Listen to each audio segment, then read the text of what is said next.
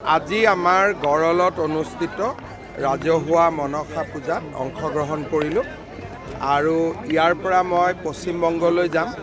কালি ভাৰতীয় জনতা পাৰ্টিৰ চৰকাৰে শপত গ্ৰহণ কৰিব।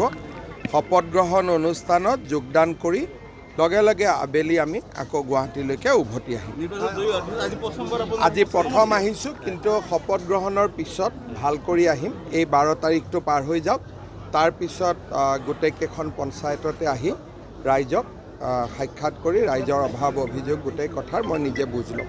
12 তাৰিখে কোন কোন উপস্থিত থাকিব? 12 তাৰিখে প্ৰধানমন্ত্ৰী নৰেন্দ্ৰ মোদী ডাঙৰীয়া, গৃহমন্ত্ৰী অমিত শ্বাহ ডাঙৰীয়া, আমাৰ ৰাষ্ট্ৰীয় সভাপতি নীতিন নবীন ডাঙৰীয়া আৰু NDA শাসিত 21খন ৰাজ্যৰ মুখ্যমন্ত্ৰী আৰু উপ মুখ্যমন্ত্ৰীসকল উপস্থিত থাকিব।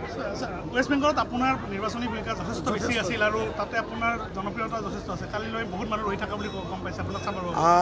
কালি আমাৰ এটা বিজয়ৰ দিন, গতিকে কালি আমাৰ প্ৰধানমন্ত্ৰী, গৃহমন্ত্ৰী, প্ৰায় 21খন ৰাজ্যৰ মুখ্যমন্ত্ৰী সকলো উপস্থিত থাকিব।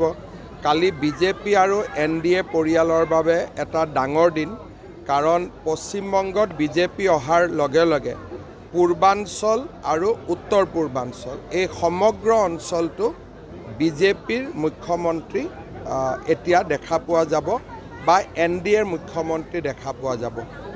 ঝাৰখণ্ডক বাদ দিলে পূৰ্বাঞ্চল আৰু উত্তৰ পূৰ্বাঞ্চলৰ প্ৰতিখন ৰাজ্য এতিয়া বিজেপি বা NDA শাসনৰ অধীনলৈ আহিছে। দুই এটা হিংসাত্মক ঘটনাও সংঘটিত হৈছে পশ্চিমবংগত। ঘটনা ঘটি আছে, কিন্তু মই ভাবোঁ যে আমাৰ দলৰ চৰকাৰে যেতিয়া কালিৰ পৰা দায়িত্ব ল'ব, কালিৰ পিছতে সম্পূৰ্ণ শান্তি শৃংখলা উভতি আহিব, তাত মোৰ কোনো সন্দেহ নাই। যোৱাটো এটা টান কাম।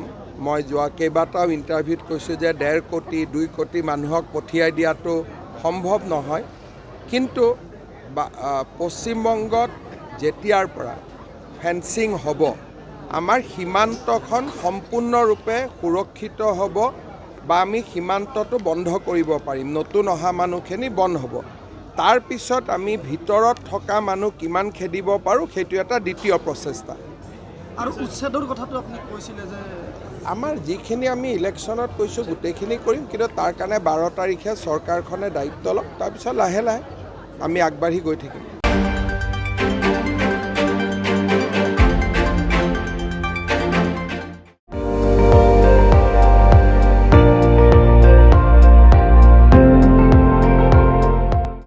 আপুনি চাই আছে ND24, সৰ্বশ্ৰেষ্ঠ নহয় সৰ্বোত্তমৰ দৌৰত।